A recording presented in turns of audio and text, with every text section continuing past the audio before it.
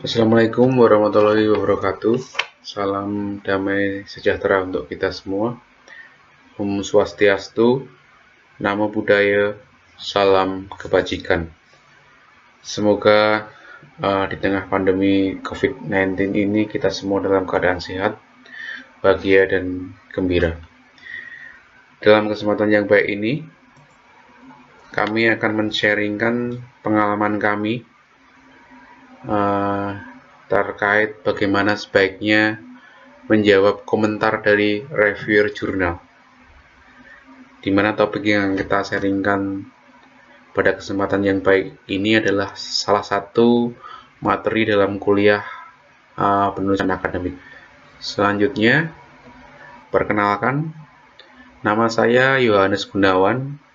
Saya adalah narator dalam video pembelajaran ini, di mana semua materi dan paparan yang kami sampaikan dalam video ini adalah hasil intisari kami, mahasiswa bimbingan Prof. Nandi, selama kami dibimbing oleh beliau, terutama ketika kami mendiskusikan bagaimana sebaiknya menjawab komentar dari reviewer jurnal dengan beliau ketika beberapa jurnal yang telah kami submit sebelumnya dikomentari oleh para reviewer dari jurnal yang kami akan tuju untuk publikasi jurnal-jurnal kami. Nah, sebelum kita membahas lebih detail terkait bagaimana sebaiknya menjawab komentar dari reviewer jurnal, maka perlu juga kita mengetahui bagaimana proses penerbitan dari jurnal ilmiah secara umum. Dapat kita lihat dari gambar di slide ini, proses penerbitan jurnal ilmiah dimulai dari proses submit, yaitu nomor 1, sampai dengan publish atau di nomor 7. Semua tahapan di dalam proses penerbitan jurnal ilmiah sampai jurnal tersebut publish penting untuk dilakukan secara seksama dan teliti agar proses akhir publikasi jurnal dapat berlangsung dengan cepat. Nah, sebelumnya kami punya pengalaman dan kami sering berpikir di mana proses penerbitan jurnal itu butuh waktu yang lama.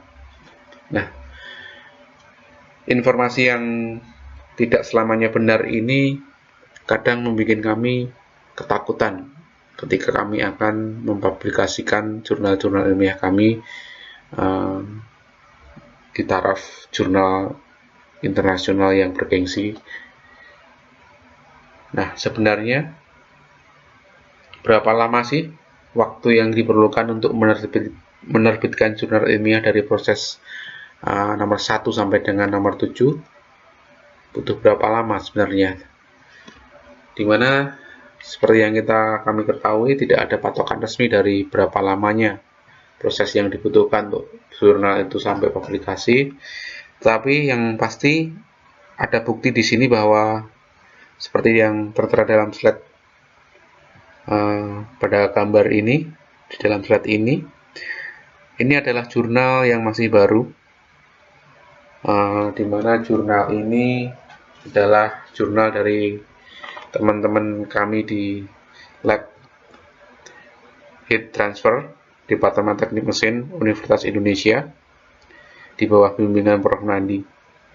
Dapat kita lihat di sini bahwa jurnal yang berjudul Experimental Analysis of Multi-Stage Direct Indirect Evaporative Cooler Using a Straight Heat Pipe ini diterima oleh redaksi atau disubmit pada 10 Desember 2019. Kemudian mengalami oleh redaktur di proses nomor 2 atau cek plagiasi, tinjauan awal, dan kemudian mendapatkan review dari atau komentar dari reviewer itu dan dikembalikan lagi ke redaksi itu tanggal 7. Proses revisinya diterima tanggal 17 Februari 2020. Dan kemudian diproses lagi editing, kemudian cek plagiasi lagi, dan kemudian jurnal itu diterima untuk layak dipublikasi tanggal 25 Februari 2020. Kemudian akhirnya jurnal itu available online pada tanggal 27 Februari 2020. Artinya apa? Bahwa proses dari Pak submit sampai dengan publikasi itu praktis hanya butuh waktu sekitar 2,5 bulan. Tentu ini merupakan proses yang menurut kami sangat cepat untuk sekelas jurnal Applied Thermal Engineering yang dimana masuk dalam kategori Q1. Nah, sebelum kita membahas terkait bagaimana proses atau mengomentari review dari reviewer, mungkin kita perlu bahas terlebih dahulu terkait hal apa yang perlu kita siapkan sebelum kita mempublish jurnal kita. Di sini dijelaskan bahwa sekitar 35% dari manuskrip jurnal yang kita kirimkan itu ditolak karena tidak memenuhi syarat-syarat dari tim redaksi. Jadi sebelum kita mensubmit jurnal, pastikan bahwa jurnal-jurnal kita itu menarik bagi audiens di jurnal tersebut, atau pastikan bahwa naskah jurnal yang akan kita kirim itu terstruktur dengan baik, atau kesimpulan yang kita hasilkan dalam jurnal itu benar-benar merupakan hasil yang kita kerjakan. Kemudian jurnal yang kita kirim mempunyai referensi secara internasional yang dapat diakses, dan juga terkait struktur, format angka, format tabel itu harus benar-benar sesuai dengan yang diharapkan, yang menjadi aturan dalam jurnal tersebut. Dan kemudian secara gramatikal atau tata bahasa dan ejaan harus sedikit mungkin atau bahkan tidak ada. Nah, seperti yang kita tahu, masing-masing publisher mempunyai guidance masing-masing. Nah, sebelum kita mensubmit, kita harus benar-benar memperhatikan guidance dari publisher tersebut, dan harus kita ikuti supaya proses sampai dengan publish nanti tidak terganjal. Karena apa? Bahwa jika artikel kita terlalu bertele-tele dan tidak ringkas,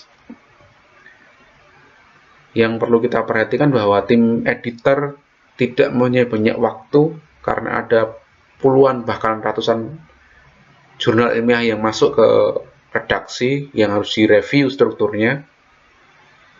Maka kita harus benar-benar mengikuti syarat-syarat dari jurnal atau publisher tersebut sebelum kita mensubmit, untuk memperlancar proses jurnal tersebut publish dengan waktu yang praktis singkat. Nah, selain itu, hal lain yang perlu kita perhatikan adalah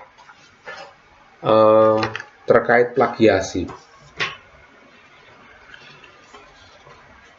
Nah, apakah itu plagiasi? Plagiasi, kalau didefinisikan di sini, adalah perampasan ide atau proses atau kata-kata seseorang tanpa memberikan kredit yang sesuai, termasuk yang diperoleh melalui peninjauan dari proposal maupun manuskrip penelitian orang lain. Nah, selain itu, walaupun sudah memberi kredit terhadap apa yang telah kita kutip dari tulisan orang lain tersebut, maka itu belum cukup untuk mengukurkan persyaratan lolos dari redaksional. Hal yang tak kalah penting adalah apa yang kita kutip, entah itu ide, proses, ataupun kata-kata, harus benar-benar kita kembangkan atau sarikan sendiri kalimatnya sehingga tidak ada kemiripan kalimat yang akan menjadi penghambat jika dicek melalui cek kemiripan, atau biasa kalau secara umum yang sering kita pakai adalah turn it in. Nah, terkait turn it in itu apa? Jadi isu plagiarisme di perguruan tinggi telah menjadi perhatian dan sorotan yang luas dari masyarakat Indonesia, tidak hanya dari kalangan perguruan tinggi tetapi juga dari pemerintah. Salah satu upaya untuk mendeteksi tindakan plagiarisme sekaligus untuk menghindari praktek plagiarisme adalah menggunakan perangkat pendeteksi plagiarisme.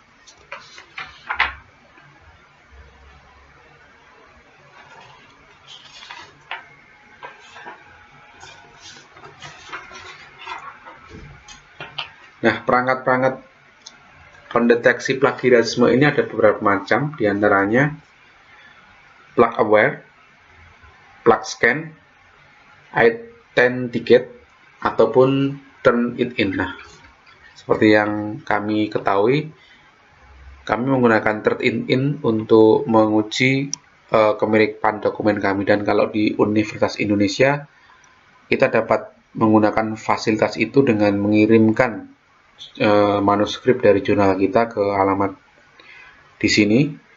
Nanti kita akan mendapat fasilitas uji ini secara gratis kalau kita adalah mahasiswa dari Universitas Indonesia. Nah, hasilnya adalah seperti berikut, bahwa nanti ada kemiripan-kemiripan yang akan dinilai dari manuskrip yang kita kirimkan untuk diuji kemiripannya menggunakan turn it in. Nah, dari sini kemudian dapat disimpulkan bahwa dari 100% atau dari total kalimat dalam manuskrip yang kita kirimkan, terdapat 28% kemiripan dengan beberapa jurnal atau tulisan orang-orang lain yang dapat kita akses dengan internet. Sehingga sebelum kita mensubmit jurnal kita ke publisher, kita harus benar-benar memastikan bahwa angka kemiripan ini sekecil mungkin. Nah, berapa angka yang dipersyaratkan itu tergantung dari publisher masing-masing. Namun dari pengalaman kami, nilai minimal yang dipersyaratkan lolos plagiasi pada umumnya di bawah 10%.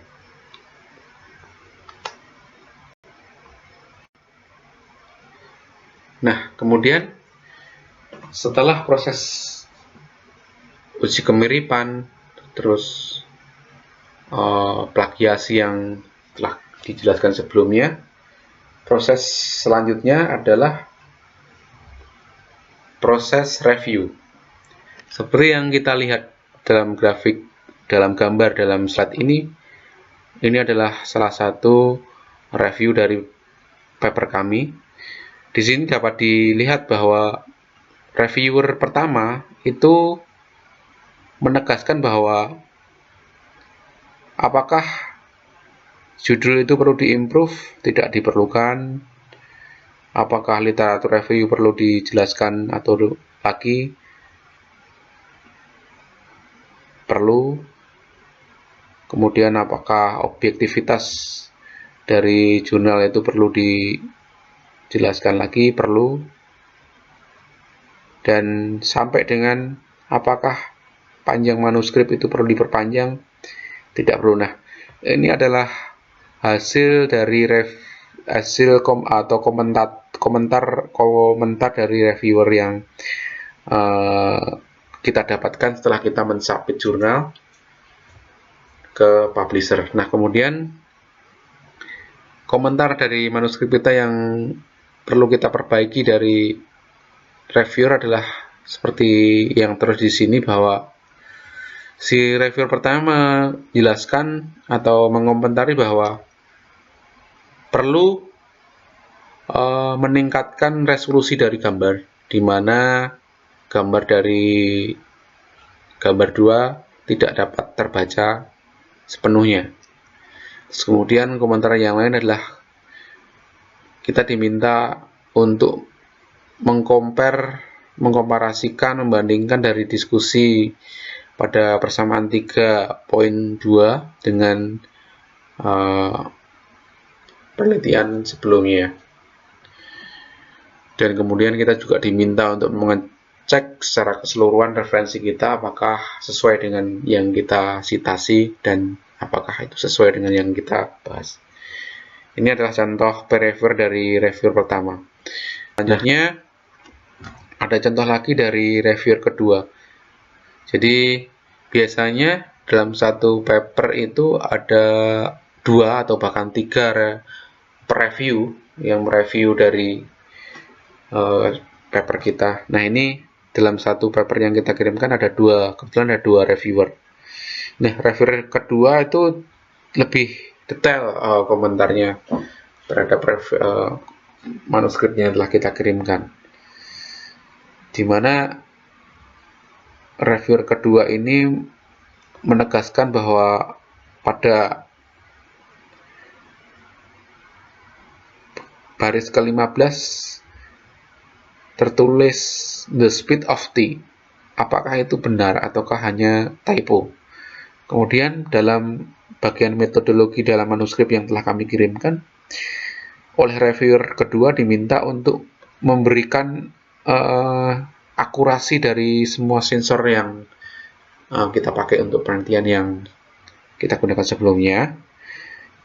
Kemudian kita diminta juga untuk menjelaskan bagaimana moisture ratio itu didapatkan, dan selanjutnya kita juga diminta untuk menjelaskan persamaan nomor 5 itu apakah itu kita kembangkan sendiri atau refer dari penelitian sebelumnya. Kemudian pada bagian result and discussion, si reviewer kedua itu menjelaskan bahwa tabel nomor 1 itu tertulis 100.464 gram. Apakah itu benar atau apakah itu hanya salah ketik? Kemudian reviewer kedua juga menanyakan bagaimana menyimpulkan bahwa Henderson and Publish model itu baik untuk mendinginkan, mengeringkan dibanding dengan model yang lain. Kemudian pada bagian konklusi, kesimpulan, reviewer kedua juga memberikan komentar bahwa bagaimana pelayuan teh itu dapat meningkat sebesar 18%. Apakah 18% itu adalah nilai rata-rata atau hanya pada kondisi tertentu? Nah, contoh lain komentar dari reviewer yang kami dapatkan sebelumnya, ini kalau komentar ini untuk jurnal yang berbeda. Jadi komentar dari reviewernya adalah sebagai berikut. Jadi pada halaman 5 itu kami tidak membubuhkan referensi untuk persamaan matematika model batch yang kami gunakan. Terus kami diminta untuk menambahkannya dan juga memberikan penjelasan agar pembaca nanti mengerti apa itu model matematika patch model, dan kemudian diharapkan menambahkan satu atau dua kalimat yang signifikan pada pendahuluan yang kemudian itu berguna bagi pembaca, atau pembaca dapat memahaminya apa arti dari model matematika yang kami sebutkan sebelumnya dalam manuskrip kami. Kemudian komentar nomor 2, si reviewer juga menanyakan mengapa heat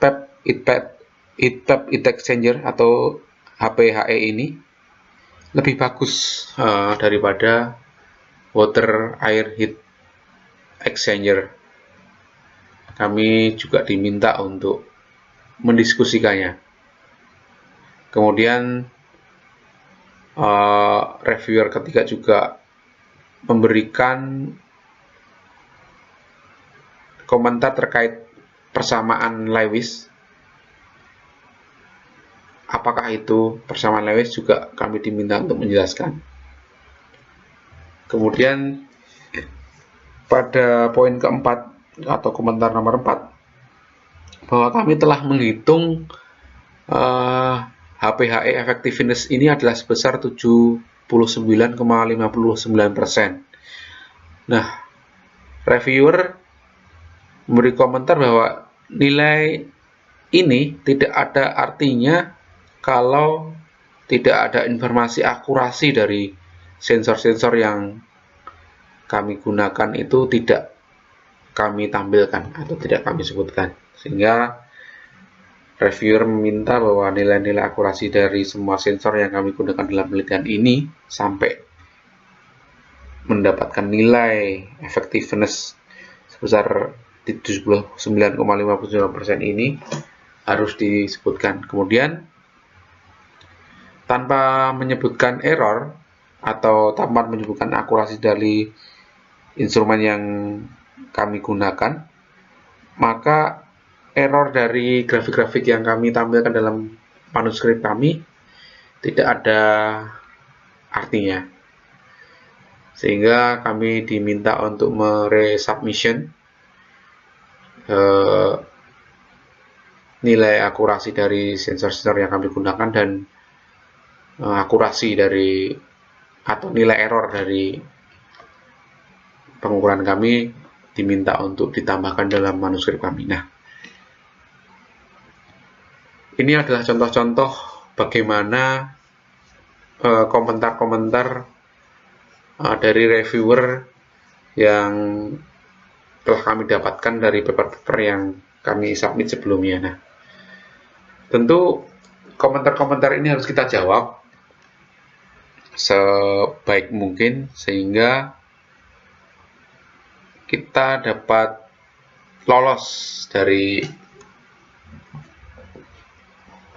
komentar reviewer ini, sehingga manuskrip kita dapat segera publish. Berikut ini adalah cara-cara kami bagaimana menjawab komentar dari para reviewer tadi. Dapat dilihat dalam slide kami, komentar dari semua reviewer tadi kami jawab satu persatu. Kami mulai dari reviewer pertama. Reviewer pertama memberikan kurang lebih 8 komentar, di mana 8 komentar dari reviewer pertama ini kami jawab satu persatu. Nah, dapat kita lihat di sini untuk jawaban kami adalah, kalau kita lihat dalam slide ini, yang pertama adalah kami selalu mengucapkan terima kasih ataupun kami setuju dengan saran, di mana ungkapan terima kasih ataupun saran dari reviewer ini sebenarnya adalah ungkapan karena kita telah dibantu melakukan pemaknaan yang lebih dalam terhadap paper yang telah kami kirim sebelumnya.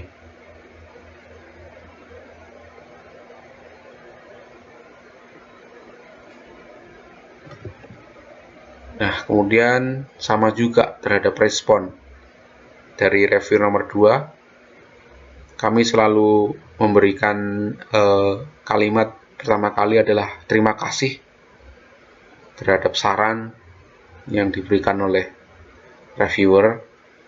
Kemudian kami juga selanjutnya akan menjalankan saran-saran dari reviewer sesuai dengan arahannya. Jadi cara-cara inilah yang kemudian menjadi pengalaman kami untuk kami sharingkan kepada teman-teman semuanya. Boleh saja kita tidak setuju dengan apa yang telah dinilai oleh reviewer. Nah,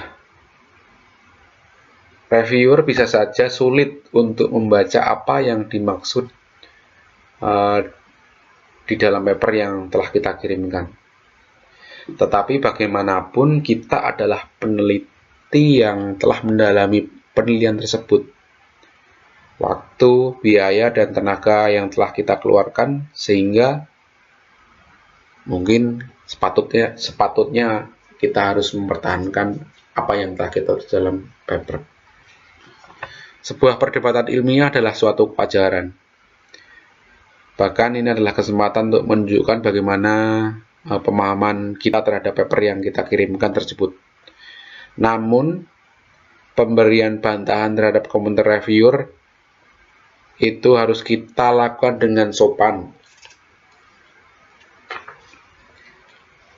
Dengan sopan. Nah, itu yang harus kita tegaskan bahwa kita boleh saja tidak setuju dengan apa yang telah menjadi komentar dari reviewer, tapi kita harus menjawabnya dengan sopan, jangan sampai itu menyinggung perasaan dari reviewer. Karena mau nggak mau, reviewer inilah yang akan menentukan layak atau tidaknya manuskrip paper kita ini layak publish atau tidak. Nah, ini adalah contoh jawaban yang lain dari reviewer ketiga, sama dengan jawaban-jawaban sebelumnya, bahwa kami selalu mengucapkan terima kasih atas saran. Jadi ini adalah, menurut kami adalah ungkapan mengapresiasi atau menghargai apa yang telah dikomentari oleh reviewer tadi. Nah, kemudian kami juga ketika kami diminta untuk menjelaskan atau mendiskusikan, misalkan dalam pertanyaan di sini adalah komentar nomor 2, mengapa heat pump heat exchanger itu lebih bagus dibandingkan dengan tipe water air heat exchanger, kami juga menjelaskan dengan referensi-referensi yang telah kami baca sebelumnya, sehingga penjelasan kami ini ada referensi yang kuat dan mendukung jawaban kami. Kami juga menampilkan grafik-grafik perbandingan di mana dengan grafik ini bisa menjawab kenapa heat pump heat exchanger atau HPHE ini lebih unggul dibandingkan tipe yang lain, Jadi, kalau kita lihat dan kalau boleh simpulkan bahwa bagaimana seharusnya menjawab komentar dari reviewer, mungkin dari yang telah kami sampaikan sebelumnya tadi, dapat kita simpulkan bahwa kita harus memberikan atau mengawali jawaban kita dengan terima kasih.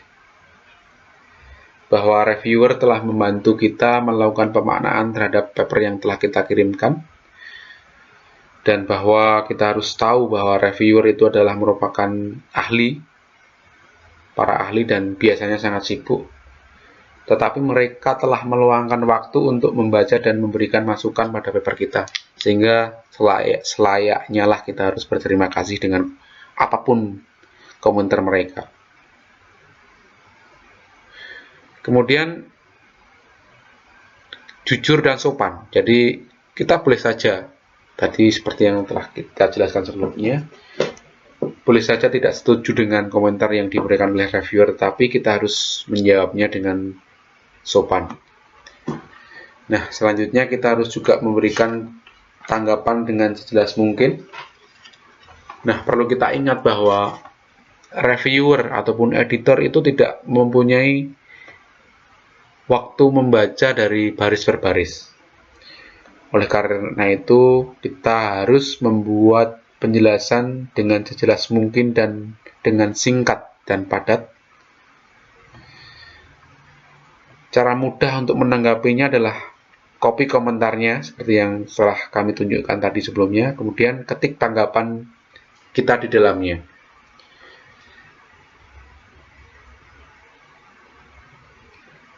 Sebagai contoh, reviewer mengatakan bahwa bagian diskusi ini tidak jelas. Maka tanggapan kita bukan sudah saya perbaiki, tetapi kita harus menunjukkan bahwa kita telah memperbaiki sesuai saran dari reviewer, dan kita tunjukkan pada paragraf berapa, halaman berapa, dan baris keberapa. Sehingga ketika reviewer melihat tanggapan kita, akan menjadi bahan untuk mempertimbangkan paper kita layak publish atau tidak. Kemudian mungkin yang keempat adalah jangan lupa untuk memberikan perubahan atau memberikan tanda apa aja yang telah kita sudah rubah. Karena suatu kesalahan besar jika kita menanggapi sebuah komentar dari reviewer tetapi lupa tidak memberikan perubahan pada paper kita. Nah, cara yang paling efektif untuk melakukan perubahan adalah memberi tanda, nomor baris, ataupun memberikan sign warna kuning ataupun biru yang kita komentari. Nah, mungkin cara-cara ini adalah cara-cara bagaimana kita seharusnya memberi jawaban terhadap komentar yang diberikan oleh reviewer. Semoga video pembelajaran ini berguna bagi kita semua. Dan selanjutnya, terima kasih atas perhatiannya. Terima kasih.